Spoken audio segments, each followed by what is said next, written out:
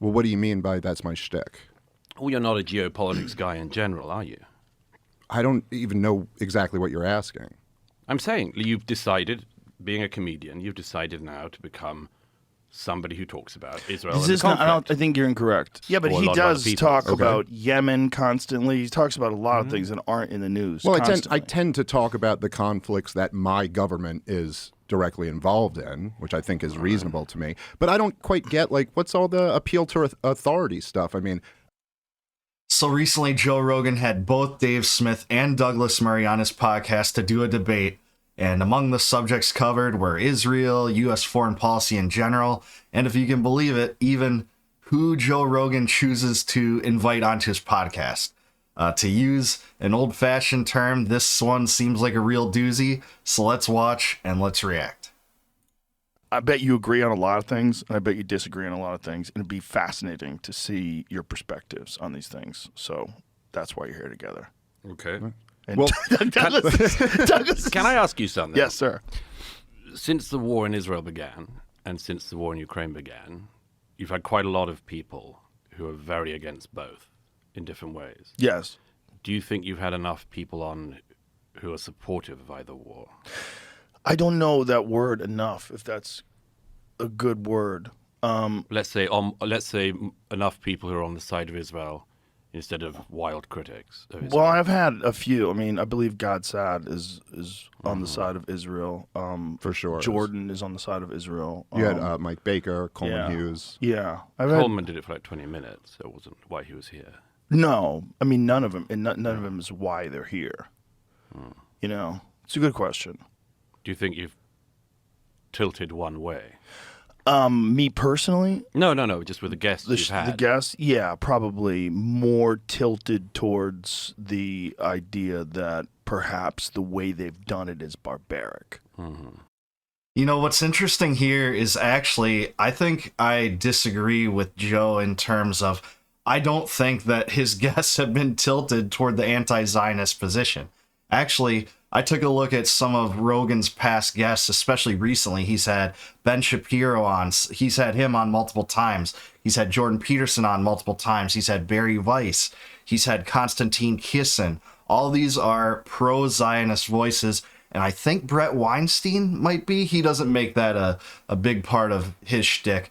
But I honestly think that Joe has had more pro-Zionist voices than anti-Zionist voices, which is kind of interesting that Murray brings this up, because I think what we're dealing with here is that once you're so used to Zionism being the status quo, and it really has in terms of U.S. foreign policy my entire lifetime, any alteration from that, even minor directions, seems like it tilts against you, and it tilts against your favor if you're a Zionist. Of course, those of us who aren't Zionists don't see it that way, but I don't think Joe has had more anti-Zionist guests than Zionist guests.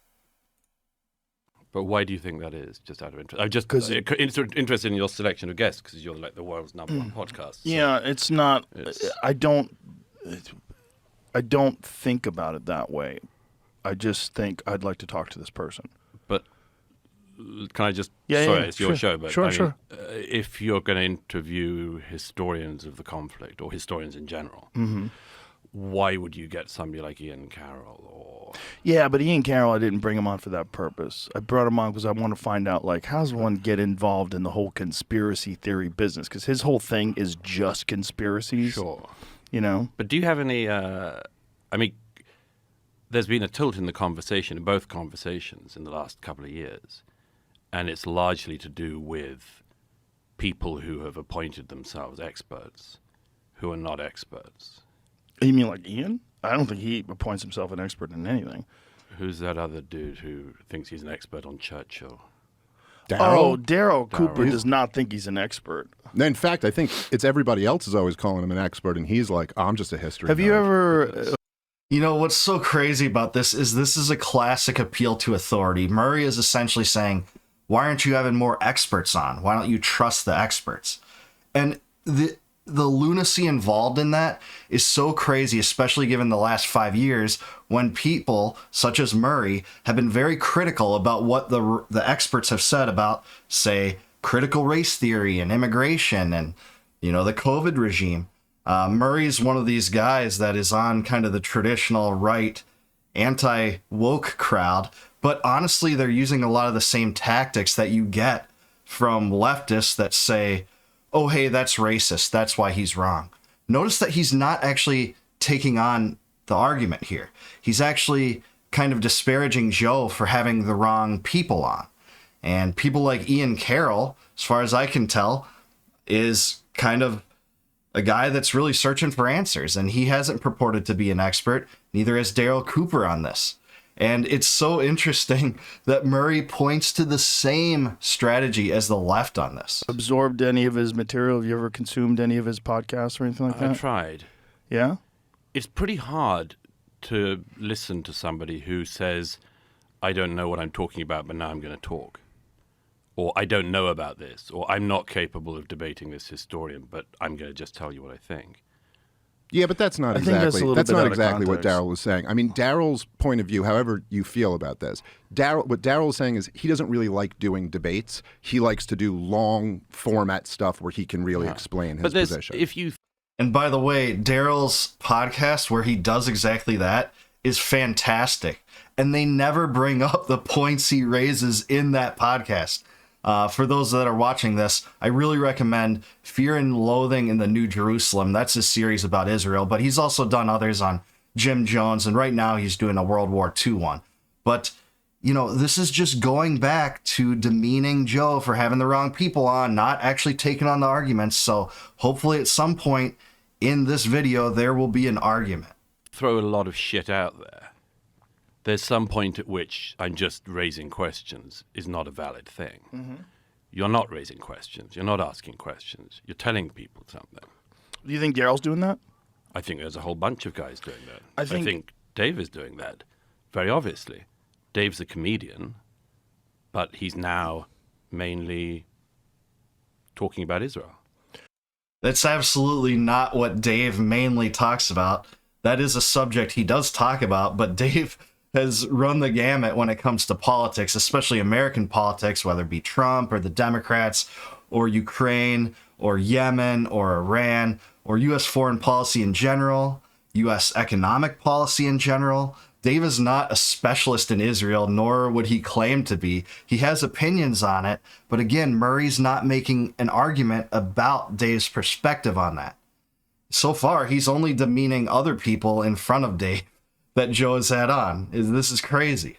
No, I don't know if I'm mainly talking about Israel. That's but all I see you have on the opinions. internet doing. Yeah, but that's you. Well, that just, might be what you've seen, It's but just I don't you think that's. So consuming clips. but that is also your shtick now, isn't it? Well, what do you mean by that's my shtick? Well, you're not a geopolitics guy in general, are you? I don't even know exactly what you're asking. I'm saying you've decided, being a comedian, you've decided now to become somebody who talks about Israel This and the is not, conflict. I think you're incorrect. I don't think it's a decision. I just think you have long-form conversations, multiple of them. It's a huge event that's in the news, so it comes up. I don't think it's a thing. I think if you're on the outside, you'd say, oh, look, they're trying to get attention by talking about this very polarizing issue publicly. That's But not... you do get attention from that. If you'd spent the last year speaking about Myanmar, you would not be on my lips. Yeah, but or a he lot of other does people's. talk about Yemen constantly. He talks about... He's talking like he's wagging his finger at Dave for having the wrong opinion and being on his list. But again, he's not taking on the arguments. And it's crazy to pigeonhole Dave into just like an Israel specialist. That's so absurd. If you listen to his podcast, that's not what he is. Although, again, he has opinions on it, none of which are being brought up. This is only regarding other people's opinions and no people that Murray doesn't like that have been on Joe's show. a lot of things that aren't in the news. Well, I constantly. tend to talk about the conflicts that my government is directly involved in, which I think is reasonable to me. But I don't quite get, like, what's all the appeal to authority stuff? I mean, what you have to be an expert, or no, I and think what exactly authority makes matters. you I an think expert? authority matters, and I think that if you just throw a lot of shit out there and then say I'm not interested in the alternative views on this, and particularly when it's a counter narrative that is wildly off. Okay, so again, the last 5 years have taught us, number one, that you can't just trust the experts innately. Does that mean that nothing an expert says ever comes to be the truth? No, that's not what that means. it means that on face value, there's not really worth to just trusting the experts, irregardless of their opinion. You have to listen to the opinion and deduce the proper response to it from there and whether it's right or wrong. That's what the COVID regime has taught us. That's what the foreign policy debacles have taught us. That's what U.S. economic policy has taught us. And the whole apparatus and surveillance state around us, led by the experts, is to be distrusted. And if you're a conservative that preaches limited government, I don't think how you can see it differently than to see this appeal to authority is just insane and mind-boggling. And when you get people, look, I just feel, we should get it out straight away. I feel you've opened the door to quite a lot of people who've now got a big platform who have been throwing out counter-historical stuff of a very dangerous kind. You mean Daryl? Are you talking about Daryl? Daryl, who's the other one? I don't think Daryl has. Derek. I don't think there's anything dangerous about what's the other Dar- guy? Derek. What's his name? Cooper? Is it? Which one is it? No, that's it's Daryl Daryl Cooper. Cooper. Who's the other one? He doesn't even know the guy's name, but he's so sure about what he doesn't like without really being clear about why he doesn't like him. This is just so insane. This is indistinguishable from the woke left that just says this guy's a no-no person because he has a different opinion on me or different train of thought. But again, he's not laying out the reasons. There was one I just checked on the way here. Daryl Cooper and then... Oh, yeah, Daryl Cooper, Ian Carroll. Look, these guys are not historians. They're not knowledgeable about anything. No one's calling Ian Carroll. No, but then why listen to their views on Churchill? Daryl is incredibly knowledgeable. It's not. It's just he's not. Yeah, he's he not. is. He's Why do you say wildly. Several reasons. One is when he was offered to debate the current greatest living biographer of Churchill, he said, I can't because he knows much more than me and I admire his work and I've learned from it, but I can't possibly debate him. That's Andrew Roberts. But you don't have to be able to debate people to have opinions. No, you don't. So on those grounds, if you don't debate, you can't consider what that person said as being right. Under those circumstances and the extension of that argument, Ben Shapiro should just be categorically ignored. But I know Murray really respects Ben Shapiro, but he never really does debates, especially the topics that he's really famous on, especially Israel. As far as I know, Ben Shapiro's never had a debate on Israel, even though Ben Shapiro went on Rogan's show, I think a year or two ago, and said, yeah, I'd have a debate on Israel, but he hasn't done that. I would love to see him debate Dave. But again, Murray's not criticizing him for that. In fact, he's basically praising Shapiro in many circumstances, and at least Murray showed up for this debate, but I haven't seen any substance out of him. You don't have to debate people. If it's not your thing. But if you, for instance, but if you say, I've decided that Churchill is the bad guy in World War II. It's not what he said. It's not what he said. Neither Carroll nor Cooper have said that? Well, listen, I don't know what Carroll said, but Daryl Cooper has not said that. What he said was he jokes with his friend Jocko, who's an Anglo-Saxon. He jokes with him. I think that Churchill was the secret villain of World War II. And what he's saying is by Churchill's actions the war escalated. He's not saying anything. He's not just asking questions then, is he? No. By the way, as if you have to search long and far to find villains during World War II. And obviously we know Stalin may have been the most evil person in history. So there were multiple villains in World War II, and clearly Daryl said this as tongue-in-cheek. He doesn't agree with Churchill's foreign policy, neither do I, by the way, for many of the reasons Pat Buchanan laid out in his masterful book. But again, this is crazy. And by the way, I don't think that Andrew Roberts actually disagrees with many of the foundational points that Buchanan lays out. It's just a matter of interpretation that separates historians like Roberts from Buchanan. I've read both of their books, by the way. He's got a point the claim of view. isn't that he's just asking questions. Yeah, he has a point of view. You can explain this better. He literally says yes, he he's said joking. in the comment, he goes, listen, I'm being hyperbolic. And then he once again disclaimed, he goes, and I'm not claiming Churchill committed the most atrocities or was the worst part. But in many ways, I do view him as the chief villain, as my hyperbolic, provocative statement. But what's Douglas, the point of that? Well, okay, but Pat Buchanan wrote an entire book on this. Is he not allowed? Is he not an expert? Is he not allowed to be He's interviewed? certainly not an expert. He can be interviewed. I've watched Pat Pat Buchanan debate. I watched Pat Buchanan debate against Churchill historians, and he was absolutely leveled because he doesn't know what he's talking about. So even when you meet Douglas Murray's criteria for being listened to, he just smashes that person anyways. And he can disagree with the views of Pat Buchanan, but Pat Buchanan represents the traditional paleoconservative view on World War II and makes several good points in support of it. For instance, he talks about how Churchill's wanted Britain to be more involved in the war, such that he gave essentially an unlimited security guarantee to Poland. And Britain was in no position to defend Poland, so by doing that, it drew Britain into a war that didn't really have to be theirs.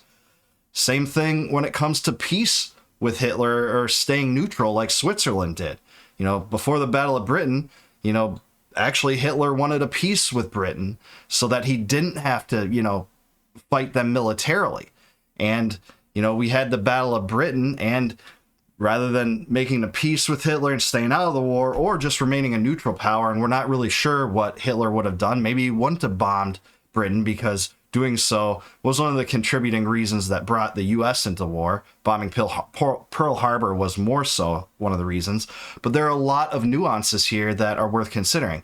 Also, Buchanan pointed out that Churchill essentially handed Eastern Europe over to Stalin on a silver platter. He was instrumental in this. He flew to Moscow in 1944 to devise kind of a secret meeting with Stalin to lay these foundations for this to happen. He also met in Yalta and Tehran and one other place that is escaping me right now to do that. Also, right after World War II, he laid out plans to exert military force against the Soviet Union. This was called Operation Unthinkable. No one wants to talk about that either, and that would have been catastrophic. Thankfully, that wasn't fulfilled. So Churchill is not a perfect starlet when it comes to history, as far as I'm concerned. That's not to say anything redeeming about Hitler, but that's the truth. When did Pat Buchanan debate and get leveled? About 20 years ago. I'm just He curious. debated against Andrew Roberts and several other historians at Intelligence Squared in London. I was there. He didn't know what he was talking about. He had a contrary view, and it was interesting and stimulating to hear. But if you only get the contrary view, which is, isn't it fun if we all pretend Churchill was the bad guy of the 20th century, at some point you're going to lead people down a path where they think that's the view. And that's horse shit of the most profound kind. Just wait until Joe Rogan has someone on to tell the truth about Abraham Lincoln. I can't wait for that, by the way. I don't think that's what he's trying to do. I think that's exactly what they're doing. And the problem is that because your own platform has come about because you're a very successful comedian and much more, and you do ask questions, and you are interested. But there are a lot of people who have come along, partly I think because they've come on this show, who have come along and they've decided, I can play this double game. On the one hand, I'm going to push really edgy and frankly sometimes horrific opinions. And then if you say that's wrong, they say, I'm a comedian. But wait a minute. No, how can you tell me I'm just a comedian? Well, I'm just throwing stuff out What there. Horrific opinions that's wrong are you talking about? Thank you, Joe. Thank you for asking the question that we needed to ask. I think we're, 9 minutes into this video, and thankfully Joe is asking him to make an argument. Specifically. Once guys like this get into very obvious stuff, which is... Guys like Daryl? The ones I'm describing. You need to listen to Daryl to really understand what he's saying. If you take Daryl's words out of context, Daryl has some of the most nuanced, balanced, and charitable views on all the figures in history. Well, particularly Hitler, it seems. No, you're wrong. True. You're wrong. He doesn't. What did he call him? How did he describe him? I think he compared him to a methed out psychopath who was holding an entire nation of people hostage, I believe. He said basically that. Dave has an uncanny memory because that was about what he said from what I recall. This is just crazy. He also said on here that he wasn't anti-Semitic until the Holocaust. There were no speeches of Hitler's in the 1930s. Again, this is No, he said he was not public about it. He said he was downplaying it to win over. He said there was a period where he was downplaying it to win over popular support in Germany. It was his argument. There is no historian of World War II who thinks that Hitler was downplaying anti-Semitism in the 1930s. That was what he was doing. He wrote a book about it in the 1920s. He got to power on it, and he grew his power on the back of it.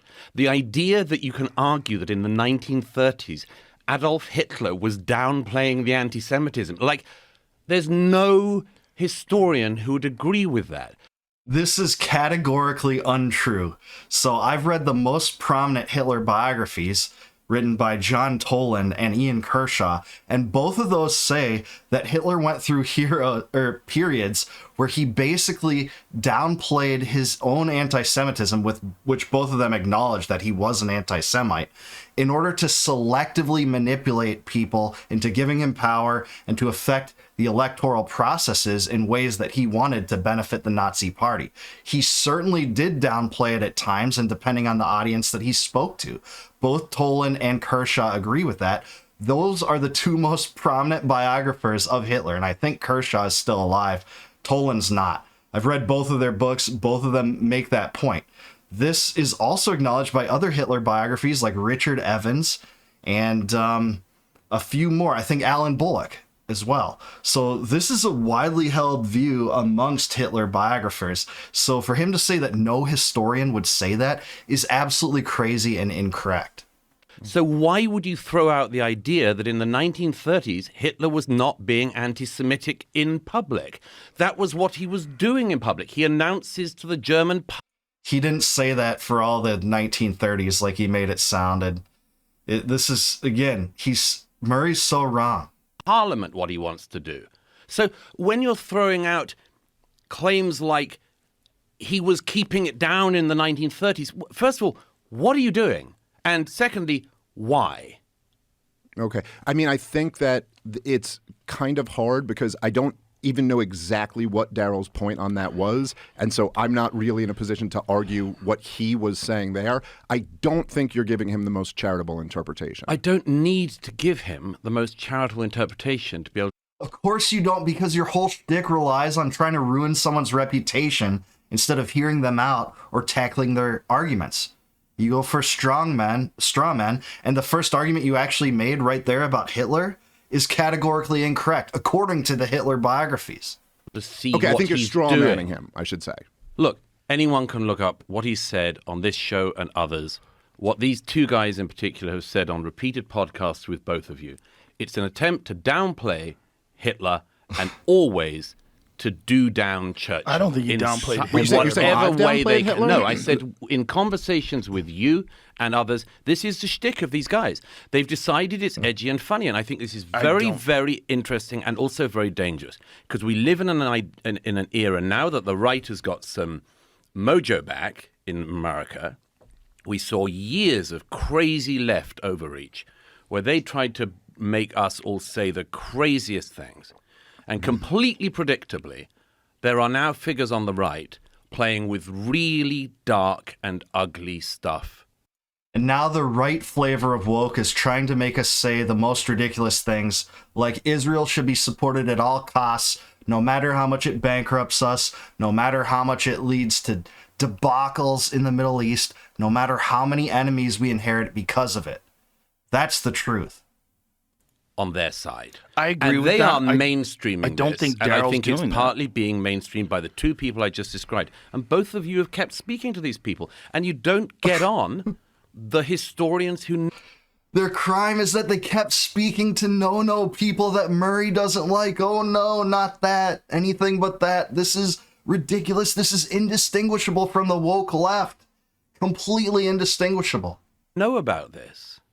And that's just alarming to me. Well, can I just say, so because I kind of do agree with part of what you said there. Like, I do think it is true that almost as a reaction to like the woke insanity that we've seen on the left, and I think nobody's been a more effective critic of that than you. I do think there has kind of been a right-wing reaction that has embraced racialism and is dangerous and not a good path to and go now down. they're flirting with Holocaust denial and Hitler but you're and not, absolving Hitler of I blame think and you're much wrong. more. I think you're wrong to include Daryl in that group. Now, the other thing is, I'm sorry, because maybe I'm misunderstanding what you're saying. You're saying people that I've had conversations with have downplayed the Holocaust? This. Well, who are the two guys? I Daryl just told Cooper, you, Cooper and the other Ian friend of Carroll. yours, I've never podcasted with Ian Carroll. I have podcasted with Daryl Cooper once, and he absolutely did not downplay any of the Nazi atrocities at all. I can attest. I've seen that podcast. He definitely didn't. And like Dave said, he's being accused of podcasting with these guys. He's never even had Ian Carroll on. Murray's really making himself look foolish. This is like far beyond what I would have expected, even from him, in terms of intellectual honesty, because he lacks it in this video. And I think that if we're zooming out here a little bit, maybe this is kind of part of the disconnect. Broadly speaking, in American culture, the idea that it has not been driven into people enough that the Nazis were bad and that Adolf Hitler was he is literally the modern devil. He is much more so than the actual devil. Adolf Hitler is what's viewed as the most evil thing, to the point that, I mean, just my entire life growing up, if there was a guy who sold soup on Seinfeld who was like authoritarian, he's a soup Nazi. Right. Everyone was Hitler. The left called George Bush Hitler, and they called Obama Hitler, and they called Trump Hitler. Yes. Every single enemy that we've gone to war with always called Hitler. Saddam Hussein's the new Hitler. Muammar Gaddafi's the new Hitler. Putin's the new Hitler. It is so the idea that like we haven't driven into people enough Adolf Hitler was a really bad guy. I'm not saying that at all. I'm saying just as the left likes to play with very dark, ugly stuff, and they've done it for decades, they have played down Chairman Mao's murder of the Chinese throughout his era in power. They played down Stalin. They still march on occasions with posters of Lenin. Hey, I'm with Murray on these two. This is the first time I've been with him on something in this podcast. You know, Stalin and Mao's atrocities are totally swept under the rug by modern academia and modern historians in general compared to Hitler. There's no doubt about that. They've spent decades trying to do down evils that were done on their side. And I would suggest that one of the things that is going on at the moment is, despite, or maybe because of what you just described, there are movements now on the right in America, subcultures, including people who follow both of you, who are very interested in playing with this absolute beyond the pale thing. Why somebody like Jake Shields wants to play around with Holocaust denial? Why? I can't answer for Jake Shields. I don't know.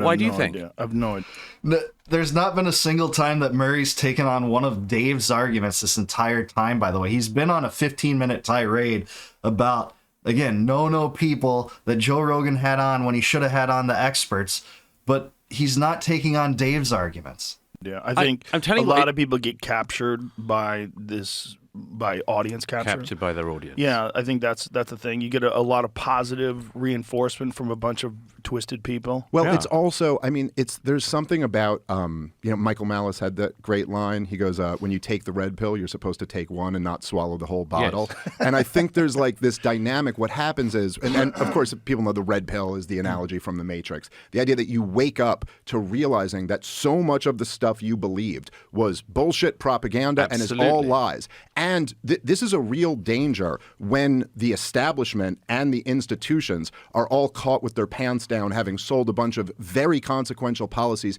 based on lies. And then once people realize that, they go, well, what else have they been lying to me about? And then they almost want to look into every single thing and go, yeah, I think the whole thing was lies. Now, I agree with you. There's danger in that. And I think that there are some things that then people jump to conclusions that are totally wrong. But I guess I tend to look at that and go, well, then maybe the people with power, not random podcasters, but like the people with real power should do a better job of not lying through their fucking teeth about everything. Well, maybe you have power. Maybe you have power, both of you.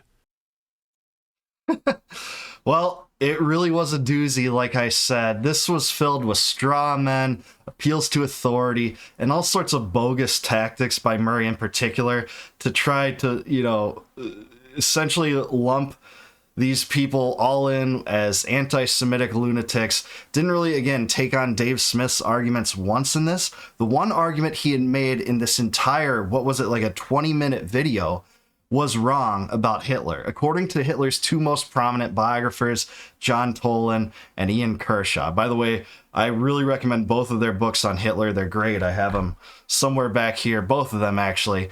I read Kershaw's 2-volume about 20 years ago, and it was absolutely fantastic. So that's the one I would recommend most. But this is just crazy. This is really indistinguishable from what Sam Harris did about a week ago when he said, well, you know, Joe Rogan is just having all these disinformation artists on to, you know, say things that they shouldn't and only experts should be there. And Sam Harris is like, well, you should have 2 people hired to just be a fact checker, you know, and basically make the program as similar to CNN as possible. Get some journalists in there, I think is what he said.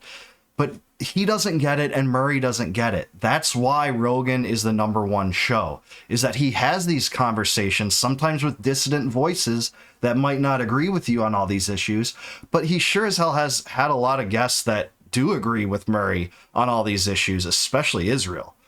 You can go, you know, endless amounts of time listing the amount of Zionists he's had on to talk about that subject. Coleman Hughes was brought up.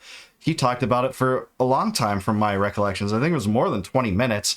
And like Joe said, he's not inviting these people just because of their arguments. Maybe he does have some people that specialize in certain things, and then that episode, that subject becomes the focus on it. But Joe is so believable that this is what he does. He just likes to speak to people about topics people care about and things he's interested in. He's had a lot of people to talk about niche topics that he likes, like, you know, aliens and the pyramids and stuff like that. But this is crazy. I have liked Murray on some things in the past, especially when it comes to exposing wokeness and things like that. But he really loses me on foreign policy and Israel and really overusing the anti-Semitic accusations in the same way that the woke left overuses racist accusations to try to cancel people, get people to stop inviting them on their podcasts and things like that. So, man, I really wish he would have tackled some actual arguments. And I've been told that if you watch later in this podcast, they actually do a little bit more, which is great. That's good to hear. But I didn't see any evidence of it in this one outside of one argument that was categorically false by Murray. But let me know what you guys think in the comments below. Who won this debate between Dave Smith and Murray? It's crazy. If Douglas Murray won, I think that you're losing it. But hey, I want to hear from you anyways in the comments if you think that. Let me know also, do you agree in any way with Douglas Murray or with Joe Rogan or with Dave Smith? And until I see you guys next time, no more war, no more debt, no more inflation, and no more empire. Peace out, guys. Take it easy.